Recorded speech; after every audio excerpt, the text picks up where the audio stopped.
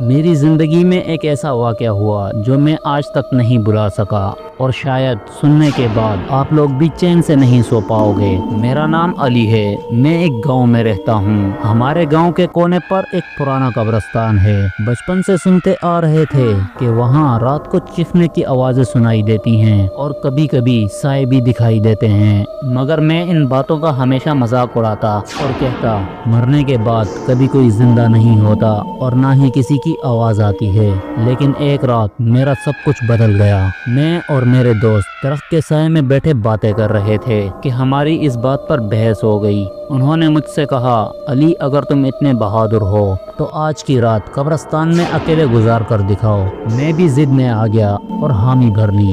رات کے تقریباً 10:30-11 بجے کے وقت میں اکیلا ٹارچ لے کر گاؤں سے قبرستان کی طرف نکل گیا۔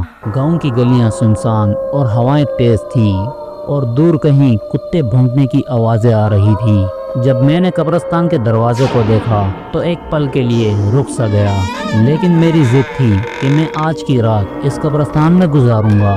اندر قدم رکھا تو ہوا برف جیسی ٹھنڈی تھی۔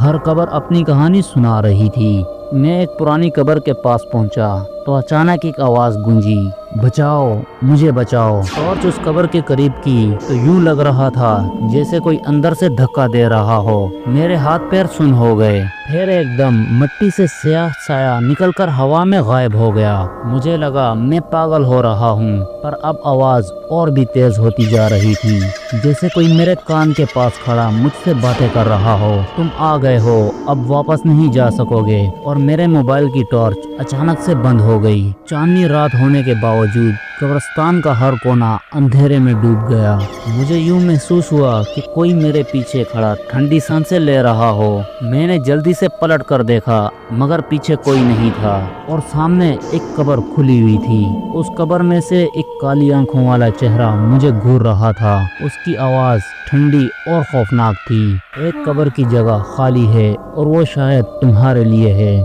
میری سانسیں تیز ہوئی اور پاؤں جم سے گئے۔ مجھے یوں محسوس ہو رہا تھا کہ کوئی میری کمر سے پکڑ کر اپنی طرف کھینچ رہا ہو۔ میں زور زور سے چلایا، مگر میری آواز نہ نکلی۔ میں خود کو کھینچتا رہا، لیکن مٹی مجھے اپنی طرف کھینچ رہی تھی۔ ہر طرف چیخنے چلانے کی آوازیں گونج رہی تھی، کبھی کسی عورت، کبھی بچے اور کبھی بوڑھے مردوں کی۔ میں نے ڈر کے مارے آنکھیں بند کر لی اور میں بے ہوش ہو گیا۔ اگلی صبح جب میرے دوست قبرستان آئے تو انہوں نے مجھے ایک قبر کے پاس بے ہوش پایا۔